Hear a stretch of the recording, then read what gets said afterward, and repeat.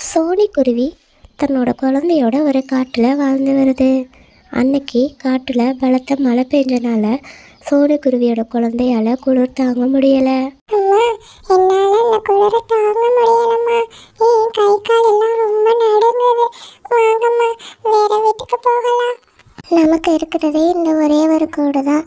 இதை விட்டுட்டு நம்ம வேற எங்கே போகிறது? சரி வா, ஏதாவது ஒரு மரத்தில் போய் கொஞ்ச நேரத்துக்கு இருந்துட்டு வரலாம் அப்படின்னு சொல்லிட்டு தன்னோட குழந்தைய கூட்டிக்கிட்டு அங்கே இருந்த ஒரு மரத்தில் போய் உட்காந்துருக்குது சோனிக்குருவி. ஆனாலும் சோனிக்குருவியோட குழந்தைக்கு குளிர் தாங்க முடியலை. அம்மா, எனக்கு இங்கேயும் குளிரதான் செய்யுது. வாங்கம்மா, பேசாம பெரியப்பா வீட்டுக்கு போவோம். அங்க போயாச்சும் கொஞ்ச நேரத்துல தங்கிட்டு வரலாம். என்னால ரொம்ப குளிர் தாங்க முடியலம்மா. அப்படின்னு சொன்னதுனால சோனியோட அண்ணன் வீட்டுக்கு அம்மாவும் குழந்தையும் போகிறாங்க. அண்ணே அண்ணே, நான் தான் சோனி வந்திருக்கேன், கொஞ்ச நேரம் கதவை திறந்துங்களே. பொன்னி, என்னோட தங்கச்சி வந்திருக்குன்னு நினைக்கிறேன். போய் கதவை திற, என்னன்னு தெரியல. அப்படியா? எனக்கு யாரும் கூப்பிட்ட மாதிரி தெரியல. அப்படியெல்லாம் இருக்காது. உங்க தங்கச்சியே இந்நேரத்துல இங்கே வர போறாங்க. அண்ணன், குழந்தையோட வந்திருக்கேன். வெளியில் ரொம்ப மழையும் குளிருமா இருக்குது. கொஞ்ச நேரம் உங்கள் வீட்டில் தங்குறதுக்கு இடம் கொடுங்கண்ணே.